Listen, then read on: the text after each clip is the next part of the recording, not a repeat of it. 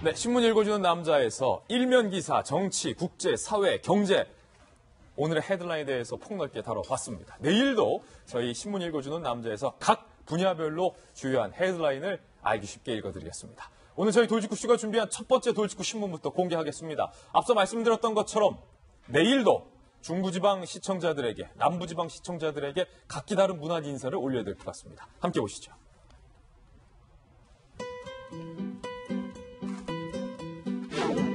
저쪽은 폭염, 저쪽은 폭우. 어느 장단에 맞춰서 춤을 춰야 할까? 폭염에 시간당 100mm의 기습폭우가 내리는 지역도 있었습니다. 그 가운데 안타까운 사건은 반지하방에서 살고 계시던 90대의 치매 노인은 이 기습폭우를 피하지 못하고 안타깝게 숨지는 사건까지 발생했습니다. 사인은 익사였습니다. 정성희 위원님, 일단은 이 사건부터 좀 소개를 해주시죠. 90대의 치매 노인이 인천 반지하에서 거주하고 있었는데 미처 피하지 못하고 몰려드는 물에 익사를 한 안타까운 사건. 어떤 사건입니까? 우선 어제는 비가 인천을 중심으로 많이 내렸습니다. 예. 시간당 100mm가 넘는 비가 내렸는데 그 비가 반지하로 넘쳐 들어오는 상황이었는데 그 반지하방에 살고 있던 95세의 노인이 보니까 방 안에서 숨진 채로 발견이 됐는데요. 예. 그때 물의 높이는 1m밖에 안 됩니다. 1m면 사실 사람 키 절반 조금 넘기 때문에 헤엄쳐 나올 수 있었는데 왜 그랬을까? 지금 보도된 대로 치매를 앓고 있었기 때문에 거동이 좀 불편하고요. 예. 같이 살고 있는 부인이셨습니다. 부인이 너무 다급하게 물이 쏟아져 들어오니까 도움을 요청하기 위해 가지고 이웃집에 그 사람을 부르러 간 사이에 그 사이를 이제 견디지 못하고 했는데 그 부인도 사실은 시각장애인이었다고. 예. 6급 시각장애 완전한 맹인은 아니었는데 시각장애인이라서 아마 본인이 혼자 구조하기 힘들어서 도움을 요청하러 간 사이에 안타깝게 사망한 사고가 있었습니다. 그 사실은 잠깐의 시간인데 시청자 여러분들도 꼭 명심을 하셔야 될 것이 기습적으로 폭우가 내려서 물이 반지하방으로 밀려들기 시작하면 윗집에 도움을 요청하러 간 그 잠깐 사이에서도 사실은 1m면 방에 1m의 물이 쌓인 정도면 대단한 거거든요. 빠른 시간에 물이 밀려올 수 있다는 점 꼭 명심하시길 부탁드리겠습니다. 그런데 정성희 의원님, 환경 부분에서 오랫동안 취재도 하시고 공부도 오래 하셨는데 뭐 중부지방 시청자들에게 내일도 폭우 피해 없으셨냐? 남부지방 시청자들에게는 폭염에 잘 주무셨냐? 언제부터 우리나라가 이렇게 폭우, 폭염 이렇게 된 겁니까? 지역별 편차가 크다는 것이 이번 장마, 이번 홍수의 가장 큰 특징이죠. 저는 이제 성남의 분당에 사는데 그쪽에서 아주 생생하게 출발했는데 서울에 내리자마자 비를 맞고서 뛰어들어온 적이 이제 한두 번이 아니었는데요.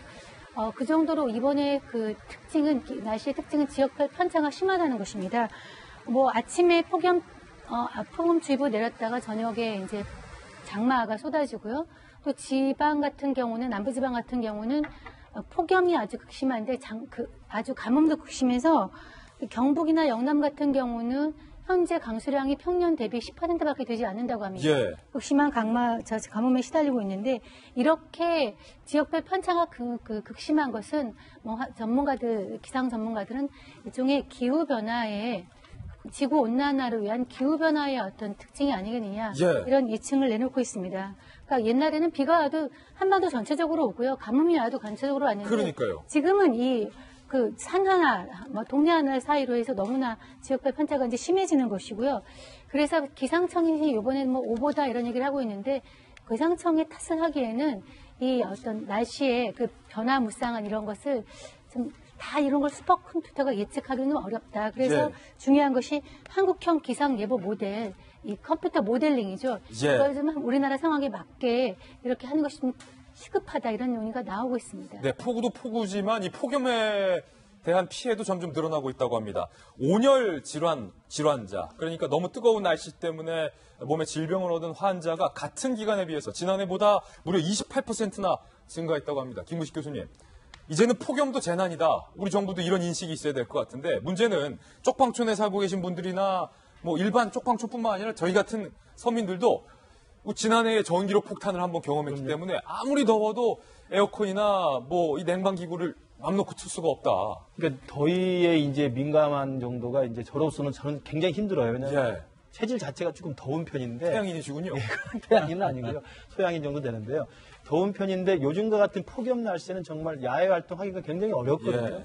그렇다면 그 야외 활동을 하기 위해서는 나름대로 더위를 이겨낼 수 있는 비책이 있어야 되는데 그 간단한 겁니다. 그러면 전체 온도를 낮출 수 있는 방법은 바깥의 날씨는 우리가 할 수 없잖아요. 그럼 실내 온도를 낮추는 수밖에 없잖아요. 그러면 제가 지하철을 타든 버스를 타든 택시를 타든 아니 집에 있든 간에 아니면 제 연구실에 있든 간에 제가 실내에 있을 동안만큼 쾌적한 시원한 날씨, 시원한 그 기온을 제가 확보를 해야 되는데 그러려면 결국 전기료입니다. 예. 전기료 돌려가지고 에어컨을 쓸 수밖에 없는 거잖아요. 내년에도 또 전기료 그렇습니다. 오른다는데. 근데 이제 전기료라는 것은 국가 차원에서 큰 국가 대계를 짜가지고 전기료를 어떻게 안정적으로 확보할 수 있고 또 저렴하게 국민들한테 보낼 수 있는가 생각해야 되는데 이 폭염하면 전기료가 생각이 되고 전기료 하면 또 지금 최근 말썽이 되고 있는 탈원전에 대한 논란이 있잖아요. 그러니까 전체적으로 이 한여름에 모든 서민들과 일반 국민들이 힘겹게 나고 있는 이 여름 더위를 어떻게 극복할 수 있는가 하는 문제는 결국 따져가고 보면 국가의 에너지 정책과도 관련이 돼 있는 거예요. 예. 그 부분까지 생각해 보면 정말 우리가 지금 며칠째 겪고 있는 폭염에 대해서는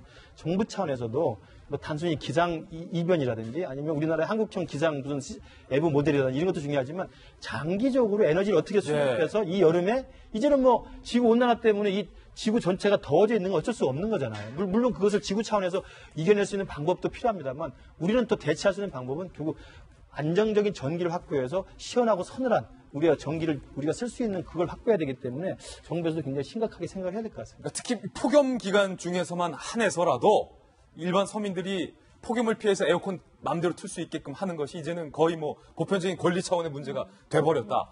첫 번째 뉴스로 중부 지역과 남부 지역에 계속되고 있는 폭우와 폭염 소식 전해드렸습니다. 오늘 내일까지 이 기상 소식은 계속된다라는 얘기도 명심해 주시길 바랍니다.